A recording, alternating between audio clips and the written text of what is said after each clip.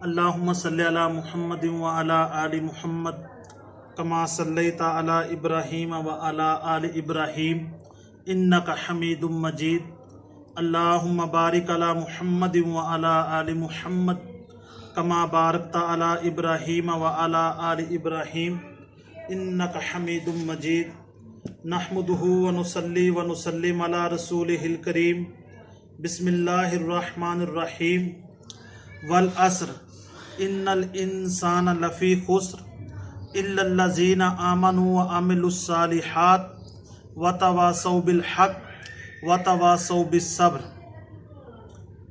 یہ سورۃ العصر پارہ نمبر 30 کی سورت ہے جس کی 3 آیات ہیں۔ اس سورت میں اللہ پاک انسان کی ناکامی اور کامیابی کا اجمالی طور پر خلاصہ بیان فرما رہے ہیں۔ امام محمد بن ادریس المعروف الشافعی، جس کو ہم امام شافعی کے نام سے یاد کرتے ہیں، وہ فرماتے ہیں کہ اگر اللہ انسانوں کی ہدایت کے لیے پورے قرآن پاک کو نازل نہ فرماتے، صرف سورۃ العصر کو ہی نازل فرما دیتے، تو انسان کی ہدایت کے لیے یہ ایک ہی سورت کافی تھی۔ اب اس سورت میں اللہ پاک کیا فرما رہے ہیں؟ والعصر، قسم ہے زمانے کی، ان الانسان لفی خسر، کہ بے شک تمام انسان خسارے میں ہیں، سارے انسان خسارے میں ہیں۔ الا الذین آمنوا، آگے اللہ پاک تخصیص فرما رہے ہیں۔ اب انسان کے ذہن میں سوال آئے گا کہ سارے انسان ہی خسارے میں ہیں، تو نیک لوگ کہاں گئے؟ ایمان والے کہاں گئے؟ اعمال والے کہاں گئے؟ دن رات کے مجاہدے کرنے والے کہاں گئے؟ تسبیحات کو پڑھنے والے کہاں گئے؟ تبلیغ کرنے والے کہاں گئے؟ جہاد کرنے والے کہاں گئے؟ قال اللہ و قال الرسول کی صدائیں بلند کرنے والے کہاں گئے؟ تو اللہ آگے تخصیص فرما رہے ہیں، الا الذین آمنوا، نہ مگر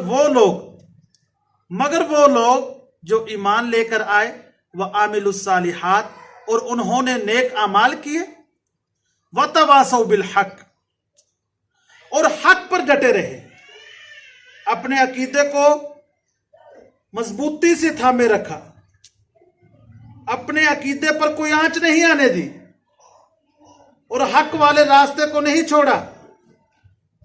اب اس حق والے راستے کو اپناتے ہوئے جو تکلیفیں، جو پریشانیاں، جو مصیبتیں ان پر ٹوٹی، وتواصوا بالصبر، اب وہ ان پر صبر کرتے رہے۔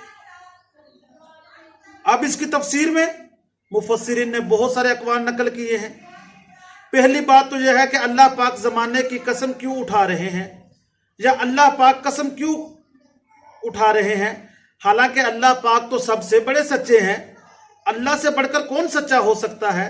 تو مفسرین کرام فرماتے ہیں کہ اللہ اپنی جو اس والعصر کے نام سے زمانے کی قسم اٹھا رہے ہیں، تو اپنی بات میں وزن پیدا کرنے کے لیے۔ اب جو بھی بندہ، دنیا کی عام فہم مثال ہے کہ جب بھی وہ کسی سے کوئی بات کرتا ہے، کسی سے کوئی گفتگو کرتا ہے، جب وہ کوئی بات کرے گا تو قسم اٹھائے گا، تو قسم کا کیا مطلب ہوتا ہے کہ میری بات بھائی اس میں وزن ہے، یہ اتھینٹک بات ہے، جو میں بات کہہ رہا ہوں یہ پکی ہے، یہ سچی ہے۔ اب قسم اٹھانے کا تو یہی مطلب ہے۔ اب اللہ بھی انسانوں کے مزاج کے موافق قسم اٹھا کر فرما رہے ہیں کہ مجھے قسم ہے زمانے کی، سارے انسان خسارے میں ہیں، سارے انسان گمراہی میں ہیں، سارے انسان خسارے میں ہیں، نقصان میں ہیں، الا الذین آمنوا، مگر وہ لوگ جو ایمان لے کر آئے۔ اب معلوم ہوا کہ انسان کی ہدایت، انسان کی اصلاح کے لیے جو سب سے پہلی چیز ہے وہ ایمان ہے۔ آگے فرمایا وعملوا الصالحات، اور نیک اعمال کو کرتا رہا۔ یہ نہیں ہے کہ کبھی کبھار نیک اعمال کر لیے بس پھر چھٹی کر لی، نہیں، وعملوا الصالحات، نیک اعمال کو کرتا رہا۔ اب وتواصوا بالحق، اب نیک اعمال کرنے کی وجہ سے ईमान लाने की वजह से उसने हक वाले रास्ते को अपनाया, हक वाले रास्ते को नहीं छोड़ा।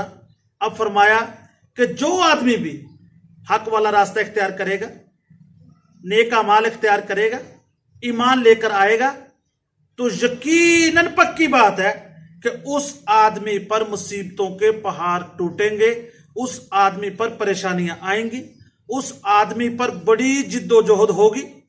कभी घर की तरफ से परेशानी है, कभी मोहल्ले वालों की तरफ से परेशानी है, कभी लोगों की तरफ से परेशानी है, कभी दोस्त अहबाब की तरफ से परेशानी है। कोई कहेंगे मौलवी जी बड़ा आजकल नेक बन गया, हम तो तेरी पिछली जिंदगी जानते हैं।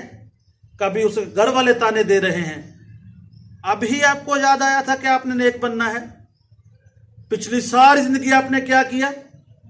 अगर वो बेचारा नेक अमल करना शुरू कर देता है, हक वाले रास्ते को अपनाता है, तो ताने सबसे पहले उसका मुकद्दर बनते हैं। तो यकीन जानिए कि ये उसी बात की सदाकत की अलामत है, उस हक वाले रास्ते की सदाकत है, उस आमाले सालेहा की सदाकत है, ईमान वालों की सदाकत है कि जो आदमी भी इन रास्तों पर चलता है उसको परेशानियां जरूर आती हैं, उसको ताने मिलते हैं, उसको दोस्त अहबाब बुरा भला कहते हैं, कभी किन अल्फाज से, कभी किन अल्फाज से, हर दफा उसे टार्चर किया जाता है, उसके जहन को कोसा जाता है, उसे रोज क्या कहते हैं, अजीब तरह के अलकाबात उसे याद किया जाता है। तो फरमाया इन तमाम परेशानियों को याद करते हुए वतवासौ बिस्सब्र, इन तमाम परेशानियों पर वो क्या करता है, सब्र करता है। फरमाया कि यही इंसान कामयाब है, यही इंसान है जो बिल्कुल कामयाब होने वाले हैं। तो यहां पर एक मसला निकलता है कि सब्र क्या है। किसी की तरफ से कोई परेशानी आए या किसी की तरफ से आपको कोई तकलीफ मिले, किसी की तरफ से आप पर कोई मुसीबत पहुंचे, तो आप उन मुसीबतों पर सब्र करते हैं, उसका बदले में कोई रिएक्ट नहीं करते, आप खामोश हो जाते हैं और मामले को अल्लाह के सुपुर्द कर देते हैं। ये सब्र है, बदला लेने की नहीं सोचते, बदला लेने की बिल्कुल नहीं सोचते। अब सब्र, मुफस्सिरीन ने लिखा है कि सब्र तीन तरह का है, सब्र इल ताअत, सब्र इल मासियत और सब्र इल मुसीबत। सब्र इल ताअत क्या है, नेकी पर सब्र करना, सब्र इल मासियत, गुनाह पर सब्र करना, सब्र इल मुसीबत, मुसीबत पर सब्र करना, परेशानी पर सब्र करना।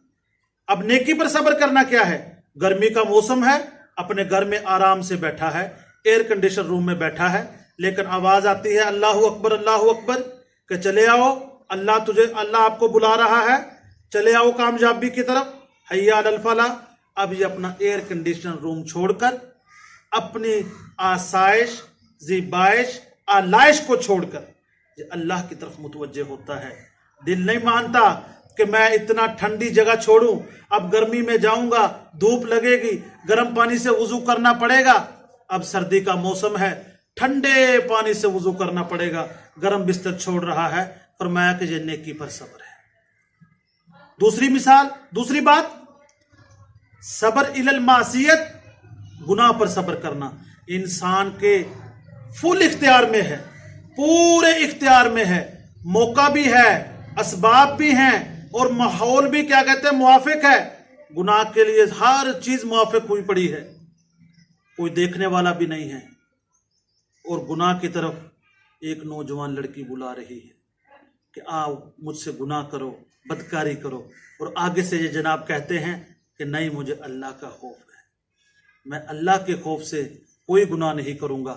हालांकि इसका अपना नफ्स से मजबूर कर रहा है कि 2-4 मिनट है, गुनाह कर ले, लज्जत हासिल कर ले, लेकिन ये अपने नफ्स का मुजाहदा कर रहा है, अपने नफ्स के खिलाफ जिहाद कर रहा है, अपने नफ्स को आगे नहीं बढ़ने दे रहा, उसको गुनाह की तरफ नहीं जाने दे रहा।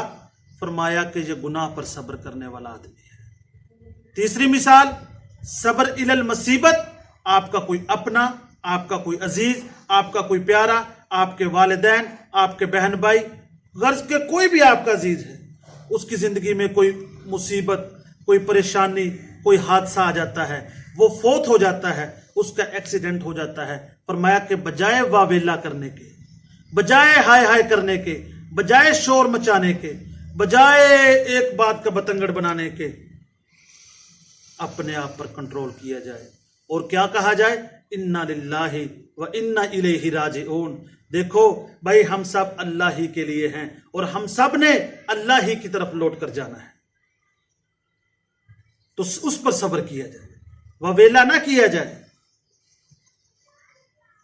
फरमाया कि जो आदमी, ये सब्र करना मुश्किल है, जो आदमी इन सब्र के जो तीनों तरीके हैं इनमें से कोई एक तरीका अपनाएगा, जो तीनों अपना ले तो फिर तो नूरुन अला नूर है, लेकिन जो इन सब्र वालों में से कोई एक तरीका अपना लेगा, गुनाह पर सब्र कर लेगा, नेकी पर सब्र कर लेगा, मुसीबत पर सब्र कर लेगा, फरमाया कि कल क़यामत वाले दिन अल्लाह पाक ऐलान फरमाएंगे कि सब्र वाले खड़े हो जाएं, ऐन साबिरून।